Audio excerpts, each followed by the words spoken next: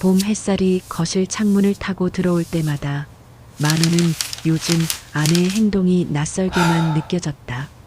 늘 같은 옷, 같은 머리, 같은 일상에 갇혀있던 사람이었는데 요즘은 아침마다 거울 앞에서 머리를 매만지고 안 하던 화장까지 얹고 있었다. 밖에 나가는 발걸음도 잦아졌다. 여보, 요즘 왜 이렇게 자주 나가? 만우가 신문을 넘기며 슬쩍 물으면 순자는 웃으며 대답을 얼버무렸다. 그냥 친구들 좀 만나러. 하지만 그의 눈빛에는 숨길 수 없는 빛남이 있었다. 며느리 지연도 변화에 눈치를 챘다. 어머니, 요즘 무슨 모임이라도 다니세요? 옷도 새로 사시고 화장품도 쓰시고. 순자는 고개를 젓고 말았다. 그냥 나도 좀 단장해야지. 지연은 속으로 의심이 일었다. 혹시 다단계 모임이나 수상한 종교에 빠진 건 아닐까? 아니면 더 충격적인 건 다른 남자라도? 과연 순자의 비밀스러운 변화는 무엇일까요? 궁금하시다면 끝까지 함께 들어주시고 같이 내용 공감 주시고 구독과 좋아요 부탁드립니다. 손주 민준만은 천진하게 말했다. 할머니, 요즘 훨씬 예뻐졌어. 친구들이 다 놀랐어. 그 말에 순자는 얼굴이 붉어졌고 웃음이 터져나왔다. 하지만 가족들의 마음 한켠에는 알 수 없는 불안이 쌓여갔다.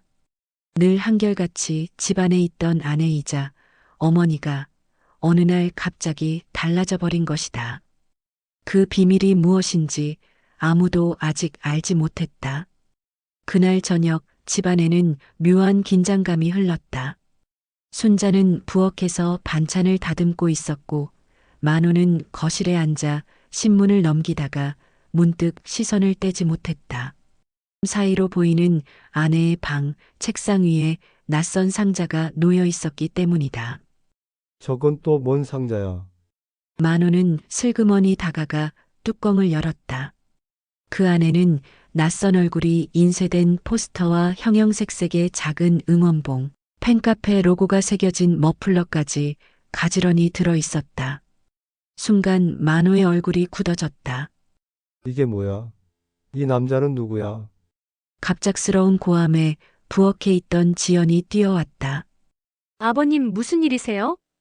만우는 포스터를 들고 흔들며 말했다. 이게 다 뭐냐고. 순자가 요즘 밖에 나도는 게 다 이 남자 때문 아니야. 순자가 황급히 달려와 포스터를 빼앗았다. 얼굴이 새빨갛게 달아올랐다. 여보, 그게 무슨 말이에요? 오해예요. 오해. 오해라고. 밤마다 나가더니 결국. 지연은 차마 말을 잇지 못했다. 하지만 마음속으로는 의심이 피어올랐다. 혹시 어머니가 정말 다른 남자에게 빠진 건 아닐까? 그러나 순자가 떨리는 목소리로 외쳤다. 이건 가수예요. 그냥 내가 좋아하는 트로트 가수. 가수. 만호는 어이없다는 듯 비웃었다. 그래서 집안일 팽개치고 화장품 사고 몰래 모임 다니고 이 난리를 친 거냐? 순자는 포스터를 끌어안으며 울먹였다. 여보, 나는 그냥 노래가 좋았을 뿐이에요. 그 노래 들으면 내가 살아있는 것 같아서. 그게 전부예요. 방 안은 한순간 고요해졌다. 만호는 여전히 얼굴을 굳힌 채였고 지연은 믿기지 않는 듯 순자를 바라보았다. 손주 민준만이 옆에서 천진하게 말했다. 아빠, 엄마, 할머니가 다른 사람 좋아하는 거 아니잖아. 그냥 노래 좋아하는 거잖아. 그게 뭐 어때서? 아무 대답도 돌아오지 않았다. 하지만 가족들 마음속에는 이미 새로운 갈등의 불씨가 타오르고 있었다. 밤이 깊었지만 만호는 좀처럼 잠들지 못했다. 방 안은 적막했으나 머릿속에는 아내가 포스터를 끌어안고 울던 모습이 떠올라 지워지지 않았다. 그 얼굴에는 오랫동안 보지 못했던 생기가 동시에 자신이 모르는 세상이 비쳐 있었다. 가수라니 노래라니. 만호는 중얼거렸다. 평생 자신을 믿고 따라준 줄 알았는데 이제 와서 다른 무언가에 그렇게 열을 올린다니 서운하고 서럽고 알 수 없는 질투가 치밀어 올랐다. 그는 천천히 담배 한 개비를 꺼냈다가 다시 집어넣었다. 담배 냄새 싫다던 순자의 얼굴이 떠올라서였다. 내가 뭘 그렇게 잘못했나? 만호의 머릿속에 젊은 날의 기억이 스쳤다. 새벽같이 일어나 공사장으로 나가던 날들. 땀과 먼지 속에서 하루 벌어 하루 살림을 메워가던 시간. 손이 거칠게 갈라지고 허리가 구부정해도 그는 한 번도 불평하지 않았다. 가족 먹여 살려야 한다는 생각 하나로 버텼다. 그런데 지금 그 모든 세월이 무시당하는 것 같았다. 내가 평생 바쳐서 지켜온 집인데 결국 나보다 더 소중한 게 저 노래라는 거냐? 침대 곁에서 뒤척이던 순자가 낮은 목소리로 말했다. 여보 아직 안 자요? 만호는 대꾸하지 않았다. 대신 차갑게 등을 돌렸다. 순자는 한숨을 내쉬었다. 나는 당신이 싫어서 그런 게 아니에요. 그냥 그 노래 들으면 내 이름이 불려지는 것 같아서. 평생 누군가의 아내, 며느리, 엄마로만 살았잖아요. 근데 그 노래는 나를 순자라고 불러주는 것 같아. 만호는 가슴이 뭉클했지만 쉽게 입이 떨어지지 않았다. 오히려 서러움이 더 깊어졌다. 그럼 나는 뭐였어? 내가 뼈 빠지게 일한 건 뭐였냐고. 순자는 조용히 눈을 감았다. 두 사람 사이에는 같은 침대, 같은 세월이 놓여 있었지만 그날 밤만큼은 너무 멀리 떨어져 있는 듯했다. 아침 햇살이 부엌 창문으로 들어올 때 지연은 분주하게 아침상을 차리고 있었다. 냄비에서 국물이 끓어 넘칠 듯 보글거렸고 민주는 거실에서 숙제를 하며 연필을 딱딱 소리내고 있었다. 순자는 평소보다 늦게 부엌에 들어왔다. 얼굴에는 아직 화장기가 남아 있었고 손에는 어제 공연 홍보 전단지가 들려 있었다. 지연은 눈치를 보며 말을 건넸다. 어머니, 어제도 나가셨죠? 또 모임 다녀오신 거예요? 순자는 잠시 멈칫하더니 무심한 듯 대답했다. 응, 친구들이랑 잠깐 다녀왔어. 노래 한 곡 들으니까 기분이 참 좋아지더라. 그 말에 지연은 숟가락을 놓으며 숨을 깊게 내쉬었다. 어머니, 제가 괜히 말씀드리나 싶지만 요즘 제가 너무 힘들어요. 회사도 다니고 민준 챙기고 살림까지 하는데 공연까지 다니시니 집안일은 다 제 몫이잖아요. 순자는 당황스러웠다. 아니, 내가 일부러 그런 건 아니야. 지금까지는 내가 다 했잖니. 네, 맞아요. 어머니가 해주신 거 많죠. 근데 요즘은 정말 벅차요. 저도 사람인데 저한테도 숨 쉴 구멍이 필요하거든요. 순자의 가슴이 철렁 내려앉았다. 그녀는 억울하면서도 미안했다. 억울한 건 평생 집안일을 혼자 도맡아오며 단 한 번도 불평하지 않았는데 이제 와서 공연 간다는 이유로 원망을 듣는 것이었다. 미안한 건 며느리의 말처럼 자신이 즐기는 사이에 지연이 더 큰 짐을 지고 있다는 사실이었다. 순자는 낮은 목소리로 말했다. 지연아, 나도 내 마음 안다. 근데 나도 이제 내 인생이 조금은 필요하단다. 평생 참아왔으니까. 조금만 이해해주면 안 되겠니? 지연은 고개를 숙였지만 마음은 쉽게 풀리지 않았다. 내가 잘못한 건가 아니면 어머니가 너무 이기적인 건가. 혼란스러운 생각이 지연의 머릿속을 맴돌았다. 순자는 부엌 창문 밖을 바라보았다. 한낮의 햇살은 따뜻했지만 며느리와의 대화 뒤에 남은 공기는 무겁고 차가웠다. 순자는 밤늦게 방 안에 홀로 앉아 있었다. 창밖에는 바람이 스치고 있었고 탁자 위에는 오래된 앨범이 펼쳐져 있었다. 낡은 사진 속의 젊은 여자는 웃고 있었지만 그 웃음이 억지였다는 걸 이제는 알 수 있었다. 사진 한 장에는 갓난아기를 업고 빨래터에 서 있는 모습이 담겨 있었다. 또 다른 사진에는 허리를 굽히고 공장 바닥을 쓸던 모습이 있었다. 그리고 시어머니를 모시고 장독대 앞에서 부채질을 하며 웃고 있는 사진. 순자는 사진들을 바라보다가 눈가가 뜨거워졌다. 그땐 내 이름을 부르는 사람은 아무도 없었지. 누구의 며느리, 누구의 아내, 누구의 엄마 그렇게만 불리며 살았어. 20살 시절 동네 노래자랑에 나갔던 기억이 떠올랐다. 작은 무대였지만 그때는 사람들이 환호하며 그녀의 목소리에 박수를 보냈었다. 그 순간만큼은 자신이 순자라는 이름으로 존재한다는 걸 온몸으로 느꼈다. 하지만 결혼과 동시에 그 무대는 사라졌다. 시댁 살림에 남편 뒷바라지에 아들 양육의 하루는 늘 집안일로 가득 찼다. 밤마다 쌓인 피로에 노래를 흥얼거릴 힘조차 남지 않았다. 그저 입술로 삼킨 노래가 가슴속에만 쌓여갔다. 순자는 앨범을 덮으며 깊은 한숨을 내쉬었다. 그래서 그 사람 노래가 내 귀에 들어왔던 거구나. 무대 위에서 노래하는 걸 보면 내가 잃어버린 내 목소리가 들려오는 것 같았어. 눈물이 뺨을 타고 흘러내렸다. 순자는 방 한쪽에 세워둔 포스터를 바라보았다. 환하게 웃는 가수의 얼굴은 마치 오래전 잃어버린 자신을 비추는 거울 같았다. 나는 단지 살아있다는 걸 느끼고 싶었을 뿐이야.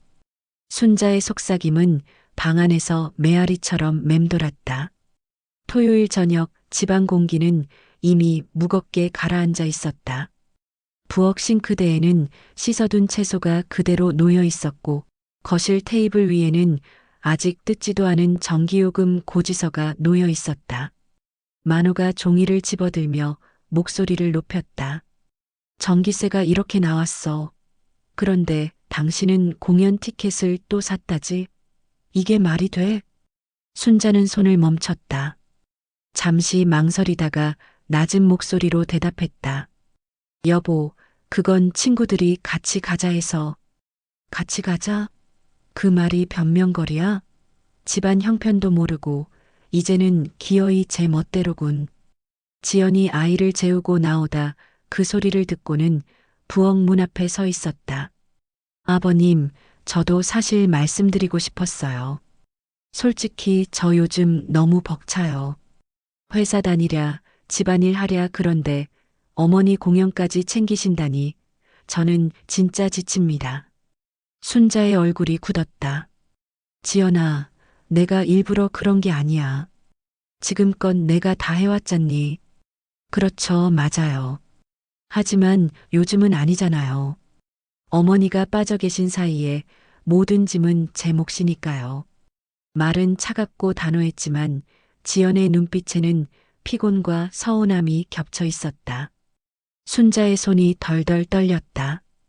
그럼 나는 평생 뭐였니? 나는 이 집 위에 젊음을 다 바쳤어. 시부모님 모시고 남편 뒷바라지하고 아이 키우며 내 목소리 한번 크게 내본 적도 없이 살았어. 그런데 이제 와서 내가 노래 좀 좋아하는 게 그렇게 큰 죄니? 만호가 버럭 소리쳤다. 노래는 노래지 왜 집안보다 앞서는 거냐? 당신이 나보다 가족보다 그 가수가 더 좋단 거 아니야. 그 순간 순자의 눈에서 눈물이 터져 흘러내렸다. 아니야. 그게 아니야. 나는 그저 내 이름으로 살아있는 기분을 느끼고 싶었던 거야. 그게 죄라면 난 이제 더는 모르겠다. 순자는 두 손으로 얼굴을 가리고 울음을 터뜨렸다. 방 안으로 뛰어들어가 문을 쾅 닫아버리자 집안은 순식간에 정적에 잠겼다. 만호는 주먹을 움켜쥔 채 가만히 서 있었고 지연은 입술을 깨물며 고개를 숙였다. 그 정적 속에서 손주 민준의 방문이 살짝 열리더니 어린 목소리가 조심스레 흘러나왔다. 할머니 울지 마요. 하지만 대답은 돌아오지 않았다. 순자의 울음소리만이 벽 너머에서 길고 깊게 이어지고 있었다. 며칠째 순자는 방 안에서 나오지 않았다. 밥상도 손대지 않고 창문만 멍하니 바라보며 앉아 있었다. 만호는 문 앞에서 서성였지만 끝내 들어가지 못했다. 지연은 집안일을 하면서도 마음이 편치 않았다. 그러던 어느 날 순자는 친구와 함께 장을 보러 나갔다. 시장 골목은 사람들로 북적였고 순자는 억지로라도 평소처럼 웃으며 걸었다. 그러나 발걸음이 점점 무거워졌다. 눈앞이 흐려지고 어깨가 휘청거렸다. 어머니, 괜찮으세요? 곁에 있던 지연이 다급히 부축했지만 이미 순자의 얼굴은 창백하게 질려 있었다. 아, 괜찮아. 그냥 잠깐. 그러나 말끝을 잇기도 전에 다리에 힘이 풀려 시장 좌판 옆 의자에 털썩 주저앉았다. 주변 상인들이 물을 건네고 지연은 떨리는 손으로 택시를 잡았다. 안 되겠어요. 병원 가야 해요. 응급실의 흰 불빛 아래 순자는 링거를 꽂은 채 누워 있었다. 의사가 차트를 보며 말했다. 큰 병은 아닙니다. 다만 오랫동안 누적된 피로와 스트레스가 원인입니다. 연세를 생각하면 생활을 조금 바꾸셔야 합니다. 무리하시면 심장에도 부담이 될 수 있어요.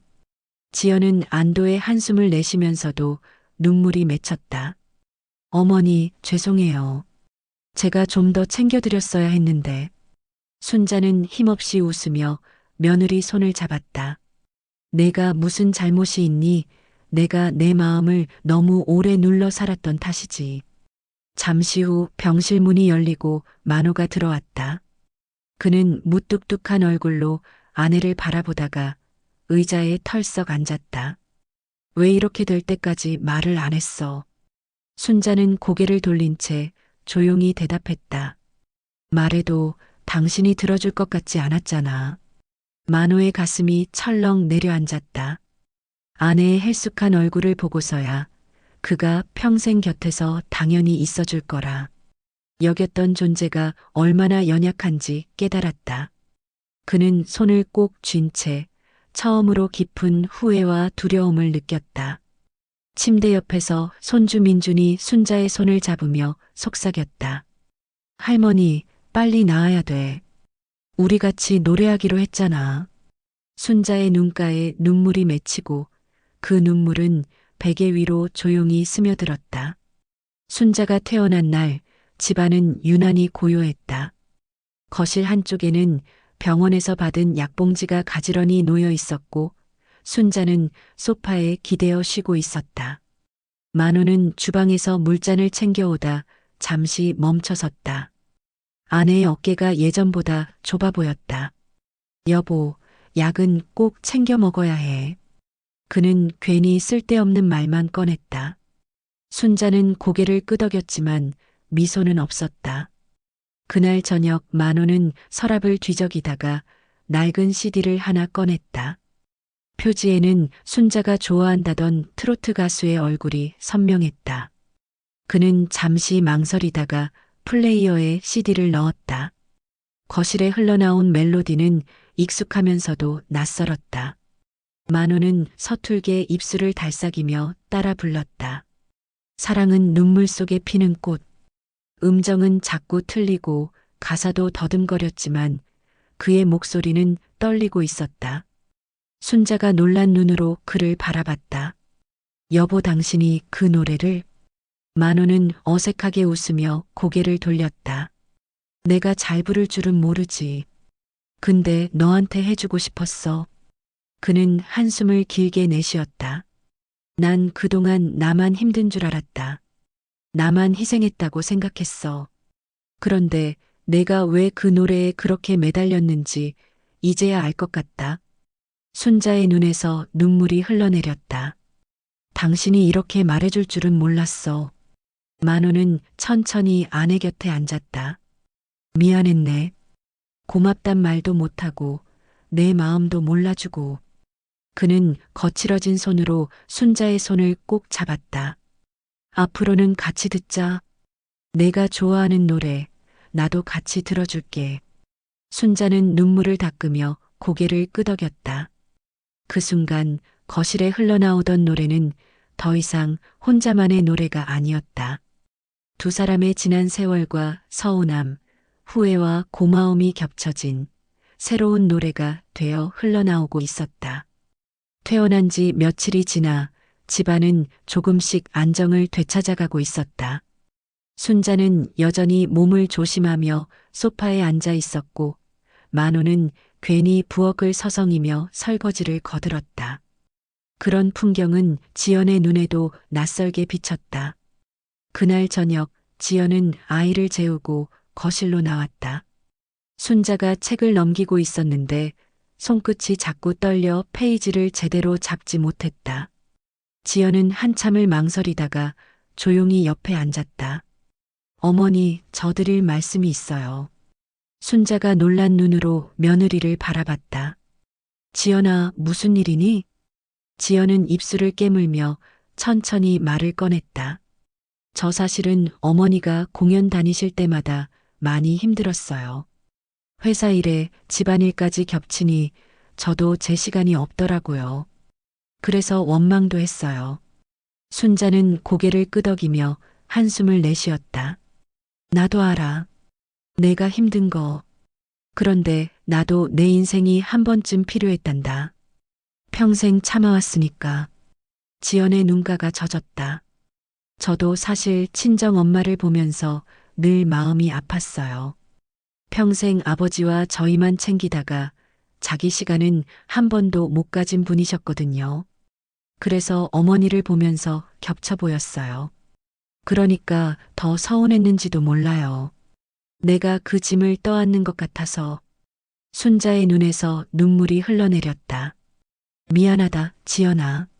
내 마음은 몰라주고 내 서러움만 앞세운 것 같구나. 지연은 손을 내밀어 순자의 손을 꼭 잡았다. 아니에요, 어머니. 이제는 같이 하자고 말씀드리고 싶었어요.